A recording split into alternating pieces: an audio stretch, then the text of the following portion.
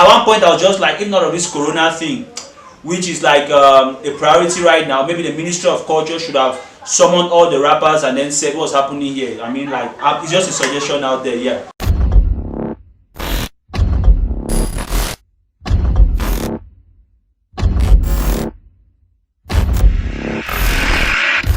Hi people, and welcome to this edition of Just My Opinion podcast. So we were talking about the racist actions done by the Chinese, and yeah, we talked a lot about that. Now we are going to proceed to talk about one of the ambassador's topics. Yeah, so I want to start on a lighter note because the topic we had earlier was very political and social. It was engaging. So let's go on some lighter note. Yeah, I want to look at the beef between Lyrical Joe and Jovi. Yeah, so maybe I just dive right into it, right? I always tell people like this is one of those topics I'm very passionate about. So I am a serial entrepreneur, I am whatever professionally and all of that. But before most of these things, I like to consider myself what we call a student of the game. So I've been into the various beefs. I mean, back from when it was the DJ battles to Pac and Biggie to Nas and Jay-Z to even the recent Remy Ma, Nicki Minaj. I follow those things in, and the softer beefs I had in between all of these various major beefs. So there are things which I like to say so that people don't just be a fan from someone then you start throwing comments out there. Just yes, true, give your opinion, but try to back it up a little bit. Because where I'm coming from, it's years of what I like to consider study and following and observing something. This whole culture of hip hop did not start in Cameroon, so we should not be looking at it as our thing. Let's go. If you want to speak English, try to speak like it's spoken. When the British man wants to speak your dialect, he will try to speak like you too. So let's have that respect for things and then try to do it well. So there are two things when I look at comments on even the posts we have put out and the various things on social media. There are two things I want to make clear. So it's not because we are trying to be patriotic that we have to be mediocre. So we should not take mediocrity for patriotism. No. So we should try to give it our best. I will not go out there in the midst of Nigerians and Ghanaians and then start taking shots at Cameroonians. No. But still, when we are between ourselves, I mean, most of the discussions we're having now, I feel like it's still among Cameroonians, and I feel like we should tell ourselves the honest truth. Certain things are not, it's not about being patriotic, it's about trying to excel and doing what's right. The next thing is, as I said originally, so it's a global thing. So if you want to do it, let's do it right. So coming out to the beef, I was just trying to set the context with regard to where I will be coming from. So I really took my time to listen to this thing because I said I am a student of the game, and in a culture that started with DJ battles before MCs came on board, and then now the MCs became the main people in hip hop like the rappers, but all of those other things, which was always a culture of competition. So it is rap, as I said, it's a competitive game. So there's always the aspect of battle that comes into play. When there is battle, we will definitely have beef. So it's not a new thing. They've always had this issue of beef. It's instilled here. And when we are looking at beef, there are two angles in which you come about it here. I always tell people like you have to do your research.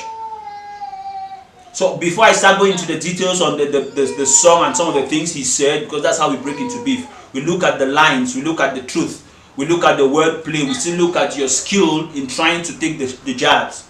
But generally, I would like to say that in beef, if we look at the epic beefs that have gone down from Pac dropping his track against Biggie, to Ether from Nas against Jay-Z, to Shitha from Remy Ma against Nicki Minaj recently, or let's say the recent years. It's always compared to like a boxing fight where you give jabs and you go for the knockout punch. And the better fighter is the person who knows when to land the knockout punch. It's not necessarily he who gives the fastest jabs while they're still doing jabbing. Because once you get the knockout punch, then it's over. So I feel like Cameroonians, we have not yet mastered that. We just go out there ranting, and we don't know like, okay, I'm giving jabs now I should go deep to give the knockout punch. But I feel like the Ghanaians, Nigerians and South Africans have been more in-depth into the whole hip-hop culture, and they know how these things go. Because he who drops a knockout punch, he's known as the winner, even if he's not the better fighter. So I don't know how Jovi is going to come back from this, but I have a strong feeling this might be the knockout punch though. That's just my opinion here. So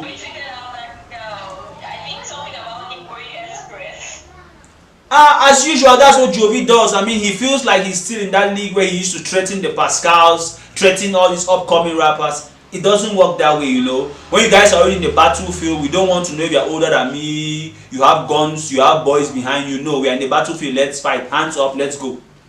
So this is not time for threats, just do what you do. Okay, so I listened to these two birds, and I would tell you, I was really impressed. I was really impressed. And there's this other rapper who was also dissed in these two birds. It's Kyo Denero, a Sierra Leonean rapper. And I just saw yesterday Jovi retweeted Kyo Denero, who said he is coming back. And actually, he has already dropped a diss track for Lyrical Jovi. I haven't yet listened to that. I plan to listen to it. Yeah. So I'm just like, when I saw this, like these two big rappers teaming up against Lyrical Joe, I was like, I don't know. I feel like that's a win for Lyrical Joe with these two big names teaming up against him. Yeah, I feel like it's kind of a win for him. And yeah, but one thing I wanted to touch on is the fact that Skitty Boy, what Skitty Boy said, that Two-Face, somebody, a small person cannot come and diss Two-Face like that. A lot of Nigerians who stand up to challenge this person, but the fact that Jovi has not been really generous, he used the word greedy, and he has kind of alienated a lot of people, a lot of people in the rap game, a lot of people who are really good at throwing punchlines, are really good at doing the rap in the Cameroonian entertainment industry. That's why you see most of these good Cameroonian rappers are not responding to Lyrical Joe and not having Jovi's back. What's your take on that? Always say I will not say Jovi is greedy or not, because that I have not had to do business with him. I don't know him like that on that level, but I can say that he's not the best communicator. So there are two things: either he learns to communicate better, or he should get someone to manage those things for him. So that's just my take. But I wanted to just dive in on some specific lines which I think that they hit me different, yeah. Because I listened to that song, I was happy as a student of the game, enjoying good rap and good beef. But I was also feeling the pain of being a Cameroonian. Yeah, he put our flag even on his thing and everything. It's crazy. So on 2 minutes, 2 minutes 52 seconds, there was a line he dropped where he said, claiming top 5 in a country where rappers are not up to 3. I mean, it's true. I had a 5-second wanting to be a rap career, but I felt the pain a little bit there. Yeah, and I felt like even if the rappers don't want to do it for Jovi, if we have somebody there who is good at because not everybody is good at these things. I mean, like Puff Daddy is not a rapper, a beef rapper, but he knows that, okay, he has bulldogs in his team, like maybe Biggie to do the fight. Yeah, I mean a fight that started actually between Puff Daddy and Suge Knight ended up with Biggie and Pac, because those were the guys who could go at it. Too bad it cost he had to end the way it ended, but that's it. Yeah. So some other people can go at it in a different way just to defend at least Cameroon. Our flag was on that thing. Come on. There's another line he dropped at 3 minutes 38 seconds where he said, this is what happens when a country lets you fill a stadium without checking if you filled your head up. He was taking a jab at Jovi, but still he's taking a jab at Cameroonians. Like, you guys are looking up to this guy or giving him all this respect. What's in his head? And if we can be respecting somebody who has nothing in his head, what does it say of all the Cameroonians following this guy? I don't know. Yeah, because deep down I like Jovi as a rapper. I mean, like, whatever he said, his communication skills, his management skills, I think like if they want to, if there are Olympics in rap and they say which Cameroonian we put out there, I will have ideas on how we can improve upon his training, but I will still say Jovi should represent Cameroon. Yeah, because like, a lot of those things that come into play. I would have said Pascal, but I don't know where Pascal is on his rap game right now. I mean, how much he's working at it and everything. So I would say Jovi, but still. So by I receive, I'm saying Pascal, Jovi. There is that whole trend. So I still feel like Jovi is the guy, and if these shots are taken at Jovi, then Cameroon is in trouble. 55 seconds.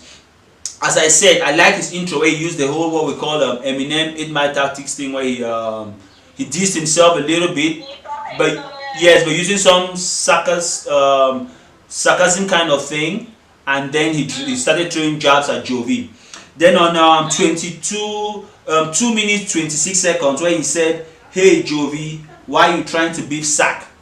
So you see, there he was actually calling Jovi's name, and that's what we call it. That's my issue with although we talk about him or the beef between Stanley and Jovi. It's a kind of very people don't want to call names, people are afraid to say things directly, and they're throwing jabs behind the scene, but it's of no use. And we, the fans, cannot enjoy the beef like the sport it is. So there's no point. But this one, he called Jovi's name, mentioned sack, and he's like, I got sacks back and I'm going at you. That's it here, bam. So I feel like, so he mentioned that the part where he took the shots at New Bell, saying it's New Bell, but nothing has been ringing. Yeah. So just for way forward, I mean, coming from a student of the game, I will say this, yeah. I feel like we have to do more research. I mean, like, beef, it's as we say, it's a whole sport. You have your coach, you have, you know, like a boxing match where there's a coach, there are the people with your towels, that are people to massage you. You should have, like, when you're writing beef songs, you have like 6 guys in the studio with you who are on YouTube digging up dirt on the guy. Somebody's calling his ex-girlfriend who will say the nastiest things about him. Somebody's calling his cousin who has problems with him and things like that. That's how you do beef. You don't just go online and then you start talking and insulting as if you're calling somebody in a bar based on instinct. No, beef, it's a whole sport. So I feel like people should approach it that way. There is a whole art to this whole thing of beef.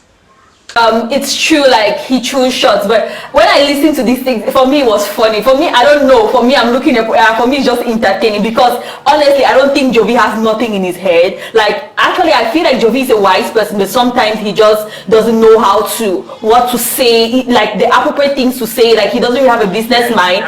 But I will not say Jovi doesn't have anything in his mind. So I just feel like he's taking shots at Jovi, but I don't really take them to heart, because I don't really think it's true, and so for me, I'm just enjoying the good rap, and that's what I feel. I feel like even if Ronaldo is playing against, let's say Ronaldinho, you feel the pain. You know that you have a good team, but they're beating the team right now, so you feel the pain. That's just it. And as I was talking about the knockout punch, I mean, like, for anybody who followed it, Hit Them Up was a knockout punch at the time when Pac talked about his whole relationship with Biggie's wife, with Evans, and all of that was a knockout. Nas going nasty on Jay-Z on Ether, it was crazy.